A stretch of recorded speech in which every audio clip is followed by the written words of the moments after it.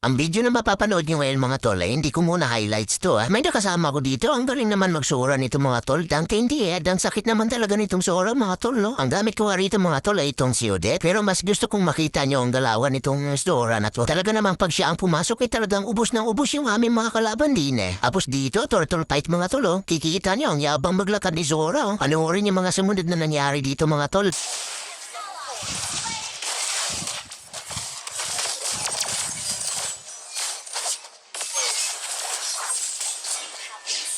Oh, di ba patay siya?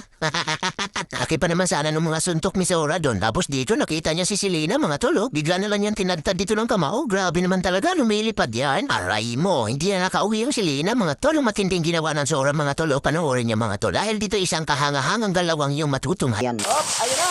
Ayan na! Ayan na mga kaibigan, pak! Di pang tumbang niya, dagto kay Kinumo. Ala na, patay! Ala, sige!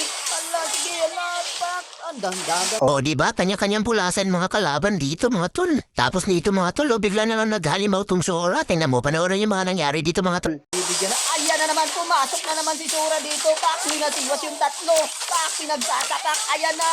At puro lig ang tama mga kaibigan. Ayan na, tatlo ang bumagsak. Kahanay ng kanilang mga kalaban. At dito nga, dalawa yung natitira sa kanila. Gusyon.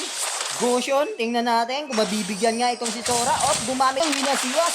Pak! Pak! Pak! Pinagsasapak na naman sila. Okay, tingnan natin kung ano mangyayari. Dumating si dumating yung Odette. Napaka-cute. Talagang titigads pa tong dalawa. Tapos dito mga tol, ang ganda-ganda ng pasok ng Zora dito mga tol. Bay talaga namang pinagbabalipag niya yung tatlo rito. At Ito. Si Zora mga kaibigan. Tak, tak, tak. Nagsasapak. Ayun, puro luig ang tama dun mga kaibigan. Triple kill, mega kill. Grabe naman talaga. Bugbog na sila rito mga tol, pero pumapalag pa rin talaga panoorin nyo.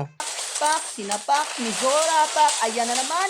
Pak, pak. Puro luig ang tama mga kaibigan. Kitang-kita po natin.